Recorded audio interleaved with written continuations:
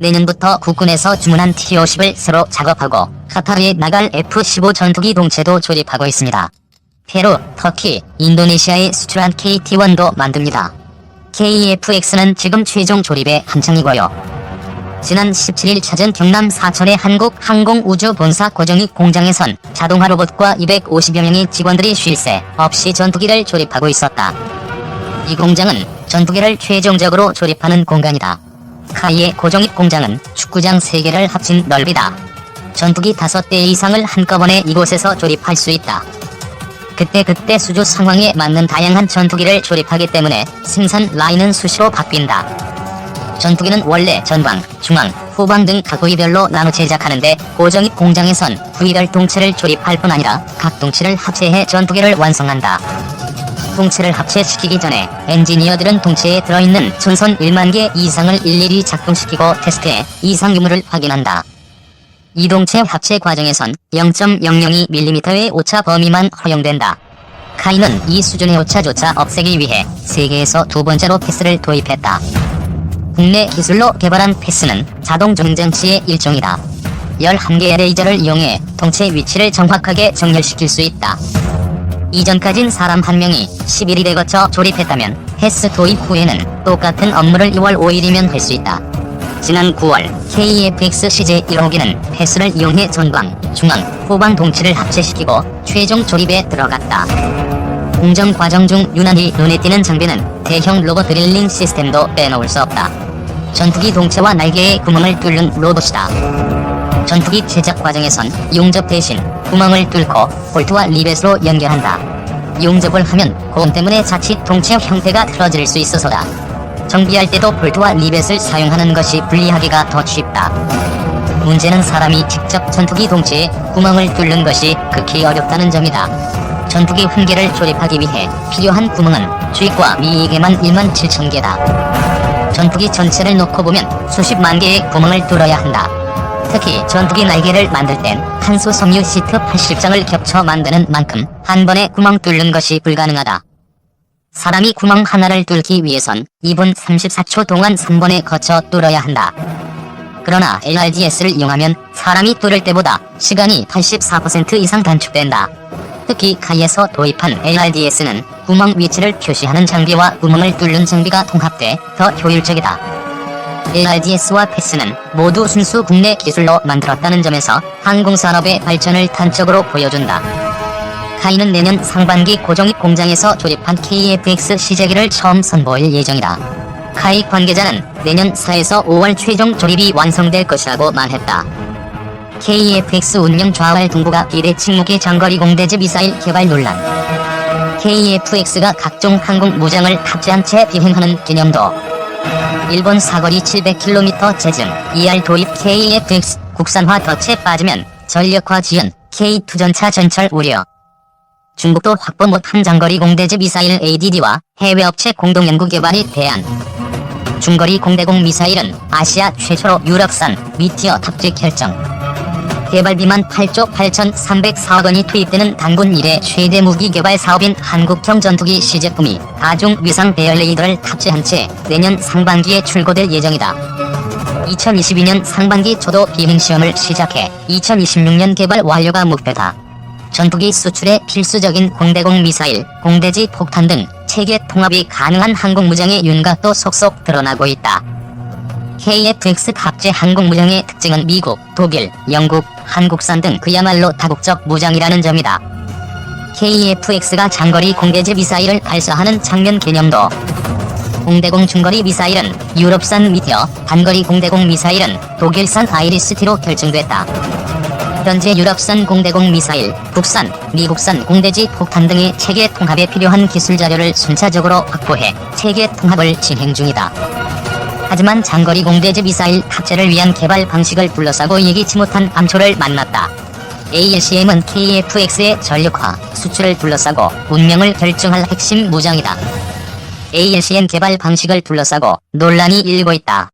그동안 국방과학연구소와 LIGNX1이 공동으로 내년 10월까지 4년간 ALCM 탐색 개발을 추진해오는 와중에 방위사업청이 지난 6월 30일 방위사업추진위원회를 통해 업체 주도로 ALCM을 개발하는 안을 상정하면서 방사청과 ADD 간 의견을 보이고 있다.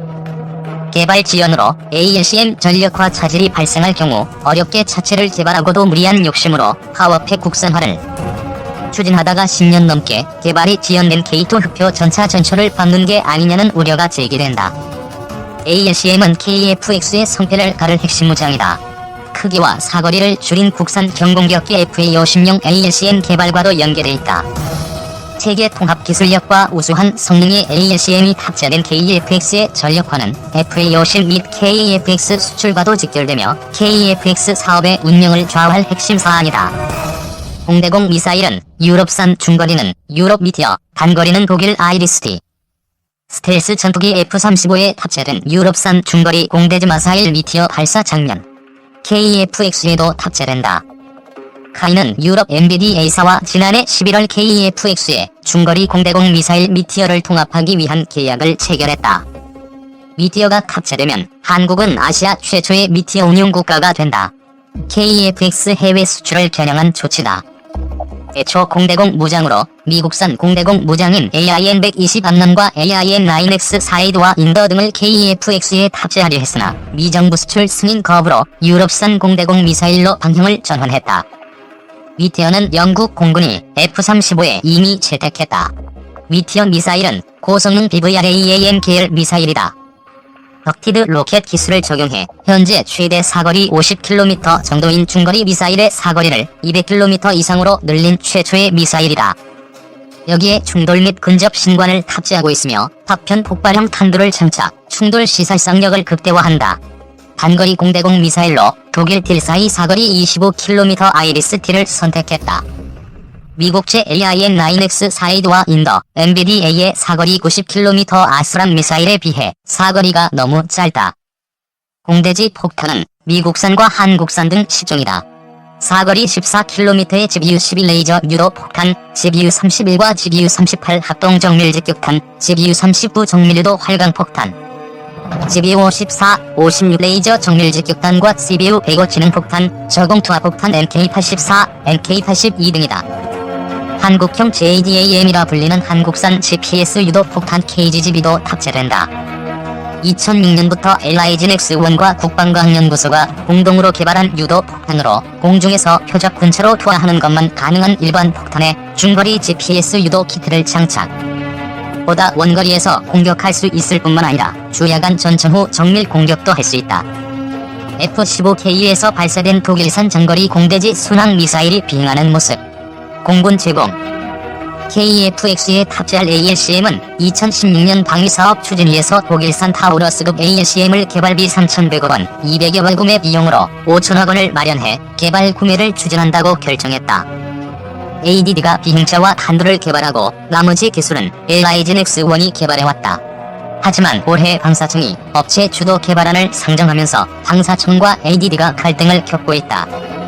방사청은 ALCM을 비첨단 일반 무기로 분류하고 민간 방산기업의 연구개발 주관을 맡기기로 했다. 업체는 탐색 개발에 참여한 LIGN-X1이나 주식회사 한화가 주관 업체로 유력하다. 체계 개발업체인 카이가 설정한 ALCM 전력화 시기인 2026년을 무려 4에서 9년이나 초과할 것이란 전망도 나온다. 방산업계 관계자는 내년부터 탐색 개발에 4에서 5년, 체계 개발 3에서 5년, 이후 강황 인증과 테스트 등 각종 테스트를 거치게 되면 대략 2030에서 2035년쯤 전력화가 가능하다고 내다봤다. 2030년대에 들어서면 5세대를 넘어 선진국들의 6세대 전투기들이 전력화되는 시기다. KF-X 사업은 한국 공군이 120대를 구매하고 인도네시아가 자국에서 60대를 생산, 전력화하는 등 생산 대수는 180여 대다. 최근 인도네시아가 KF-X 개발 지연 및 취약한 무장 등을 이유로 납부해야 할 비용 지불을 미루면서 프랑스 라팔 도입을 검토 중이라는 외신 보도가 나오고 있다. 4세대 전투기 라팔은 AESA 레이더에 사거리 450km 스칼프를 장착하고 있다. 일본이 도입을 추진 중인 장거리 공대지 순항 미사일 제정1R 사거리 600에서 700km로 곧 전력화될 예정이다. 로키드 마틴 제공. 장거리 공대지 미사일은 동북아 비대칭 무기, 중국 도미 보유. 우리 공군 주력 전투기인 F-15K에 수백 발 탑재된 ALCM인 타우러스는 동부가 비대칭 무기로 손색이 없다. 사거리 550km를 관성항법, 위성항법, 지형참조항법 등을 이용해 저공 비행하며 여러 목표물을 타격하는 순항 미사일이다. 강화 콘크리트를 6m 뚫고 들어간 뒤 터지는 첨단 관통 탄두도 장착돼 있다. 대전 상공에서 평양 정도 거리를 타격할 수 있지만 전투기 비행거리까지 합치면 타우러스 유효 공격 범위는 배가 된다. 타우러스를 비롯한 ALCM은 그만큼 위력적인 무기다. 중국, 일본, 북한 모두 ALCM을 보유하지 못하고 있다. ALCM을 독자 개발할 정도의 기술력을 갖춘 나라는 미국이 유일하다. 프랑스, 영국, 독일은 공동 개발하고 있다. 중국조차 ALCM을 보유하지 못할 만큼 독자 개발이 어렵다. 미국은 그동안 한국에 ALCM 판매를 거부해왔다. 제즘 등 ALCM 판매를 승인하더라도 미국은 외국 전투기의 체계 통합 기술을 이전하지 않는다. 미국산 ALCM을 탑재하더라도 미국 정부 수출 승인 없으면 ALCM 탑재 KF-X 수출은 난망하다. ALCM 없는 빈 껍데기 전투기를 구매할 나라는 지구상 어디에도 없다. 우리가 미국산 ALCM을 체계 통합 기술 이전 없이 국산 항공기에 탑재하게 되면 KF-X 소스 코드를 제공해야 한다. 소스 코드 제공 시 KF-X 성능 등 전투기의 모든 정보가 미국에 제공되게 된다. 위티어둥 항공무장이 탑재된 KF-X 개념도 ADD 주도 해외 업체와 공동 연구 개발 방안. ADD 측은 ADD 주관 국내 개발에서 업체 지도로 개발 사업 방식이 변경되면 개발비 상승과 전력화 지연 등 심각한 문제가 발생할 것을 우려하고 있다. 업체 지도 개발 시 불가피하게 3천억에서 4천억 원의 개발비가 상승할 것으로 추산된다. 전력화 지연도 불가피하다. ADD는 업체 주관으로 전환할 경우 체계 개발 불참을 적극 고려하는 것으로 알려져 있다. ALCM 체계 개발에 ADD와 LIGN X1 둘 다 손을 떼는 최악의 시나리오도 배제할 수 없다. 국내 ALCM 개발 및 체계 통합 기술이 부족한 상황에서 리스크를 최소화하기 위한 대안으로 ADD가 개발을 주도하되 검증된 해외 파트너와 공동 연구 개발하는 방안 등이 현실적 대안으로 거론된다. 김종하 한남대 교수는 대부분의 방산 선진국들도 고도의 유도무기 및 체계 통합 기술이 필요한 ALCM 개발 시 공동 연구 개발을 하는 것이 상식이라며 KF-X는 개발 리스크가 많은 만큼 공동 연구 개발이 필요하다고 조언했다. 현재 공군 주력 전투기 F-15K의 체계 통합이 완료된 사거리 550km 독일산 타우러스를 추가 구매해 체계 통합만 하면 ALCM 전력화 시기를 계획보다 앞당길 수 있다는 전망이 나온다. 미국과 유럽 등 선진국 ALCM은 현재 사거리 300에서 500km에서 600에서 700km 이상으로 사거리와 성능이 눈부시게 진화하고 있다. 영국산 스톰 섀도가 450km다. 미국의 제즘은 370km에서 600에서 700km로 늘어난 제즘 ER이 곧 전력화한다. 프랑스 스칼프 ER 사거리도 600km다. 일본은 타우러스 및 제즘 ER 구매를